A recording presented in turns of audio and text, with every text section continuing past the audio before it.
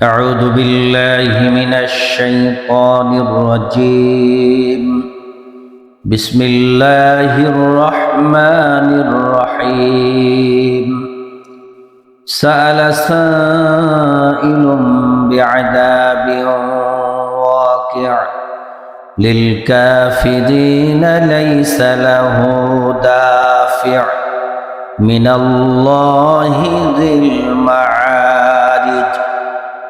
এই সূরাটির নাম হচ্ছে সূরাতুল মাআরিজ। মাআরিজ শব্দটি বহু বচনের, এক বচন হচ্ছে মা'রাজ। মা'রাজ শব্দের অর্থ হচ্ছে সোপান, সিঁড়ি, উপরে ওঠার জন্য সিঁড়ি। এর বহু বচন হচ্ছে মাআরিজ। সূরাটি কোরআনুল কারীমের ধারাবাহিকতায় ৭০ নং সূরা। এই সূরার আয়াত সংখ্যা হচ্ছে ৪৪, রুকু সংখ্যা ২। সূরাটি রাসূলুল্লাহ সাল্লাল্লাহু আলাইহি ওয়াসাল্লামের মাক্কি জীবনে অবতীর্ণ হয়েছিল। আমরা এই কথাটি আগে বলেছিলাম। মাক্কি সূরার কিছু নির্দিষ্ট বৈশিষ্ট্য রয়েছে। এর মধ্যে ৩টি কমন বৈশিষ্ট্য। মাক্কি সূরায় সাধারণত আল্লাহ রাব্বুল আলামিন তার তাওহীদ, একাত্মবাদ, ২ নম্বর রিসালাত, ৩ নম্বর আখিরাত, সাধারণত আল্লাহ রাব্বুল আলামিন এই ৩টি বিষয় আলোচনা করেছেন।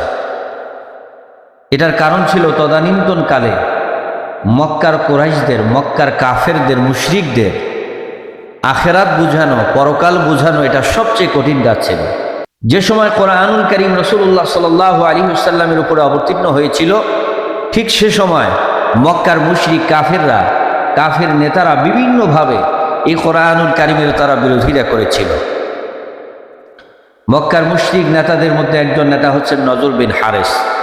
নজর বিন হারেস হচ্ছেন ওই নেতা যিনি গান বাদ্যযন্ত্রকে আবিষ্কার করেছিলেন আরবে। ইনি হচ্ছেন গানের প্রবর্তক। এই নজর বিন হারেসের একটি দোয়া, নজর বিন হারেসের একটি দোয়াকে কেন্দ্র করেই আল্লাহ রাব্বুল আলামিন অর্থ সূরাটি অবতীর্ণ করেন। নজর বিন হারেস বলেছিলেন, আল্লাহুম্মা ইন কানা হাযা হুয়াল হাক্ক মিন ইনদিকা فأمطر علينا حجارة من السماء أو ائتنا بعذاب أليم। হে আল্লাহ, মক্কার মুশরিক কাফির যারা, তারা আল্লাহ স্বীকার করত, আমরা আল্লাহ স্বীকার করি। কিন্তু পার্থক্য কি জানেন? তারা তাওহীদের ভিত্তিতে, একাত্মবাদের ভিত্তিতে আল্লাহকে স্বীকার করে না। মক্কার মুশরিক বলেছিল, নজর বিন হারেসরা বলেছিল, আল্লাহুম্মা, হে আল্লাহ, মুহাম্মদ সাল্লাল্লাহু আলাইহি ওয়াসাল্লাম যদি হক হয়ে থাকে, মুহাম্মদ সাল্লাল্লাহু আলাইহি ওয়াসাল্লামের দ্বীন যদি সত্য হয়ে থাকে, তিনি যদি সত্য কথা বলে থাকেন, তাহলে তুমি আমাদের উপরে পাথরের বৃষ্টি বর্ষণ করো, অথবা কঠিন আযাব তুমি আমাদের উপরে চাপিয়ে দাও। তাদের ধারণা ছিল মুহাম্মদ সাল্লাল্লাহু আলাইহি ওয়াসাল্লাম অসত্য কথা বলছেন, তার দ্বীন অসত্য, তিনিও অসত্য, সুতরাং আমরাই হক। আমাদের সমাজেও দেখবেন আমার ভাইরা, এক শ্রেণীর লোকেরা তারা মনে করে আমরাই হক, বেদাত করে এরপরে হক মনে করে, শিরিক করে এরপরেও হক মনে করে। এটা হচ্ছে তাদের গুমরাহি। নজর বিন হারেসদের সেই দোয়াকে কেন্দ্র করেই আল্লাহ রাব্বুল আলামিন বলছেন, সাআলা সাইলুম বিআযাবিন ওয়াকি'। একজন সায়েল, একজন প্রার্থনাকারী প্রার্থনা করেছেন আযাবের জন্য, যে আযাব নির্ধারিত। লিল কাফিরিনা লাইসা লাহু দাফি'। আর এই আযাব হচ্ছে কাফেরদের জন্য। এই আযাব ঠেকানোর, এই আযাব প্রতিহত করার তাদের কোনো ক্ষমতা নেই। মিনাল্লাহি যিল মাআরিজ। কারণ এই আযাব যিনি দিচ্ছেন, আযাব যার পক্ষ থেকে আসছে, তিনি হচ্ছেন মহান আল্লাহ রাব্বুল আলামিন। সুতরাং এই আযাবকে প্রতিহত করতে পারবে না। তা'রুজুল মালাইকাতু ওয়ার রূহু ইলাইহি ফি ইয়াউমিন কানা মিকদারুহু 50 আলফা সানা। আল্লাহ রাব্বুল আলামিন বলেন, তা'রুজুল মালাইকাতু ওয়ার রূহ, আর ফেরেশতারা এবং জিবরাইল তারা উপরের দিকে গমন করেন একদিনে 50,000 বছরের রাস্তা। কোরআনুল কারীমের আয়াত হচ্ছে 2 রকম, একটি হচ্ছে মুহকামাত আর একটি হচ্ছে মুতাশাবিহাত, স্পষ্ট এবং অস্পষ্ট। এই আয়াতটি হচ্ছে মুতাশাবিহাত, অস্পষ্ট। আল্লাহ রাব্বুল আলামিন সূরাতুল ইমরানে বলেছেন, মিনহু আয়াতুম মুহকামাতুন হুন্না উম্মুল কিতাবি ওয়া উখারু মুতাশাবিহাত। কোরআনুল কারীমের আয়াত হচ্ছে মুহকামাত এবং মুতাশাবিহাত। যারা জ্ঞানী, যারা ঈমানদার, ওয়ার-রাসিখুনা ফিল ইলম, যারা প্রখর জ্ঞানের অধিকারী, তারা বলেন আমান্না বিহ, আমরা সবগুলির উপরে ঈমান আনলাম। কুল্লুম মিন ইনদি রাব্বিনা, কারণ আমাদের প্রতিপালক এগুলি পাঠিয়েছেন, সবই সত্য, আমরা ঈমান আনলাম।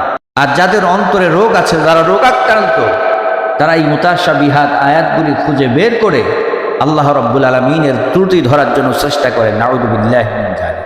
আমাদের এক শ্রেণীর নাস্তিক আছেন, যারা বিদেশে থাকেন, বিভিন্নভাবে এই মুতাশাবিহাত আয়াতগুলি দিয়ে মানুষকে বিভ্রান্ত করতে চান। আমরা মানুষের আল্লাহ রাব্বুল আলামিন অল্প জ্ঞান দিয়ে, অল্প ইলম দিয়ে আমাদের পৃথিবীতে পাঠিয়েছেন। আল্লাহ বলেছেন, ওয়ামা উতিতুম মিনাল ইলমি ইল্লা কলিলা।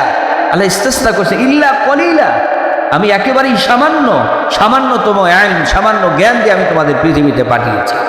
সুতরাং তুমি আল্লাহ রাব্বুল আলামিন সম্পর্কে ধারণা করবা, আল্লাহ সম্পর্কে কল্পনা করতে পারো, কিন্তু এর সীমারেখা তুমি কিছুই নির্ণয় করতে পারবে না।